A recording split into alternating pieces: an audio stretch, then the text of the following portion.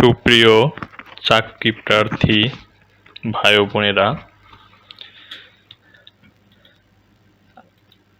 আজ আমি আপনাদের দেখাবো কিভাবে আপনারা প্রাণী সম্পদ অধিদপ্তরের যে পরীক্ষার ফি বাবদ 200 টাকা চালানের মাধ্যমে প্রদান করতে হয় সেটি অনলাইনে প্রদান করবেন। অন্যান্য পরীক্ষার ফি আমরা আবেদন করার পরে টেলিটকের মাধ্যমে জমা দিতে পারি, কিন্তু প্রাণী সম্পদ অধিদপ্তরের ফিটি আপনাদের চালানের মাধ্যমে জমা দিতে হবে। তো এই চালানের টাকা আপনারা অনলাইনে জমা দিতে পারবেন। তো চলুন আর কথা না বাড়িয়ে আমি এখন আপনাদের দেখাবো কিভাবে আপনারা এই চালানের টাকাটি অনলাইনে জমা দিবেন। প্রথমে আমরা একটি ওয়েব ব্রাউজার ওপেন করে নেব। ওয়েব ব্রাউজারে সার্চ বারে যে আমরা লিখব চালান,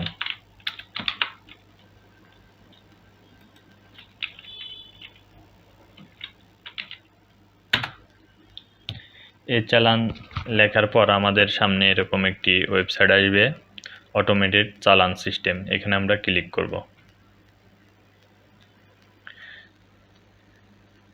তারপরে এখানে নিচে যে আমরা দেখব, এখানে ক্লিক করে রেজিস্ট্রেশন ছাড়াই চালান এন্ট্রি করা যাবে। আমরা এখানে ক্লিক করব। এখানে ক্লিক করার পর চালান অনলাইন ফর্মটি আমাদের সামনে ওপেন হবে। এখানে আমরা যে সরকারি প্রতিষ্ঠান বরাবর যে উদ্দেশ্য চালান জমা দেওয়া হচ্ছে, আমরা এখানে মানে কোন প্রতিষ্ঠানে চালানটি জমা দেব সেই প্রতিষ্ঠানের নামটি এখানে খুঁজে বের করতে হবে। তো প্রতিষ্ঠানের কোড হয়েছে আপনার 1440, লিখে সার্চ দিলে এখানে দেখব আমরা যে প্রাণী সম্পদ অধিদপ্তর চলে এসেছে। ঠিক আছে, তারপর এখানে হয়েছে অর্থনৈতিক কোড টাইপ করুন, মানে আপনার ফিটা কী বাবদ জমা দিচ্ছি সেটা আমাদের এখানে টাইপ করতে হবে। তা আমরা জমা দিব হয়েছে পরীক্ষার ফি বাবদ। তা আমাদের এখানে পরীক্ষার ফি বাবদ এটি খুঁজে বের করতে হবে। তো অনেকগুলো অপশন আছে, আমাদের একে একে খুঁজে নিচের দিকে গেলে হয়তো পাবো। হ্যাঁ, এই যে এখানে আছে পরীক্ষার ফি। তো আমরা এখানে পরীক্ষার ফি এটা সিলেক্ট করে দেব। তারপরে 3 নম্বর অপশনে এখানে আমাদের ডান পাশে দিতে হবে সর্বমোট কত টাকা জমা দিতে হবে। তো আমরা এখানে লিখব 200 টাকা।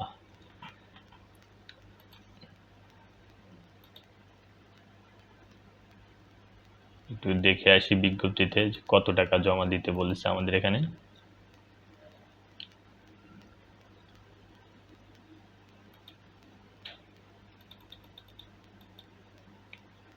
হ্যাঁ, এখানে দেওয়া আছে 200 টাকা ট্রেজারি চালানের মাধ্যমে জমা দিতে হবে। তো আমরা এখানে 200 টাকা দিয়ে দিলাম। যে ব্যক্তি বা প্রতিষ্ঠানের অর্থ জমা দেওয়া হচ্ছে, মানে এটা কি আপনি সরকারি কোনো অফিসের, বা এটা যেহেতু আমরা পরীক্ষার জন্য দিতেছি আবেদনের, এটা আমাদের ব্যক্তি প্রতিষ্ঠানের হবে। ঠিক আছে, তো এখানে আমাদের এনআইডিটি দিয়ে দেব।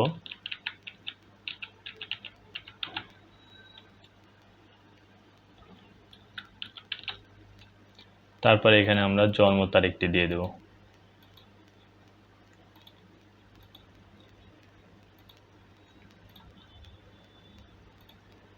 তারপর এখানে আমরা মোবাইল নম্বরটি দিয়ে দেব 01।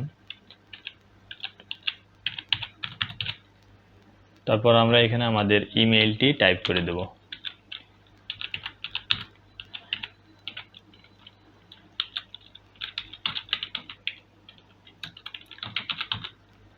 তারপর আমরা এখান থেকে চেক বাটনে ক্লিক করে এটা চেক করে নেব যে জাতীয় পরিচয়পত্রটি ভেরিফাই হয়েছে কিনা। ভেরিফাই হলে আমাদের এখানে লেখা আসবে সংশ্লিষ্ট জাতীয় পরিচয়পত্র নম্বর এনআইডি সিস্টেমে পাওয়া গিয়েছে। তারপর আমরা এখান থেকে ফিটি অর্থ পরিশোধের ধরন নির্বাচন করুন। এখান থেকে আমরা internet banking, card payment, bank account এই কয়টা অপশনের মাধ্যমে দিতে পারবো। তো আমরা দিব মোবাইল ব্যাংকিংয়ের মাধ্যমে, বিকাশের মাধ্যমে। তো আমরা এখানে বিকাশ সিলেক্ট করলাম, তারপরে এখান থেকে সেভে ক্লিক করব। সেভ ক্লিক করার পরে এরকম একটি উইন্ডো আমাদের সামনে ওপেন হবে। তারপর আমরা এখান থেকে প্রসেসড ক্লিক করব। তারপরে এখানে আমরা বিকাশ নাম্বারটি দিয়ে দেব।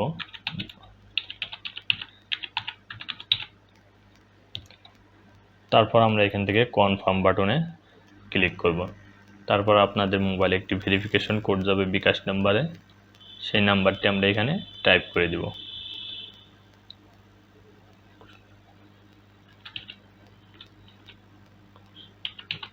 তারপর আমরা এখান থেকে কনফার্ম বাটনে ক্লিক করব, এখানে পিন নাম্বার দিয়ে দেব। তারপর আমরা কনফার্ম বাটনে ক্লিক করলে আমাদের রিডাইরেক্ট করে এই চালানের ওয়েবসাইটে নিয়ে যাবে। তাহলে আমাদের এরকম চালান ফর্মটি চলে আসবে, আমরা এখান থেকে প্রিন্ট অথবা ডাউনলোড করতে পারবো। তাহলে আমি ডাউনলোড করে নিচ্ছি। তারপর যেহেতু আমাদের আপলোড করতে হবে, আমরা ডাউনলোড করে নেব। এতক্ষণ ধৈর্য ধরে ভিডিওটি দেখার জন্য আপনাদের সকলকে ধন্যবাদ। সরকারি নিয়োগ বিজ্ঞপ্তি এবং চাকরির আবেদন সম্পর্কে ভিডিও টিউটোরিয়াল পেতে আমাদের চ্যানেলটি ফলো করে সঙ্গে থাকুন। ধন্যবাদ সকলকে।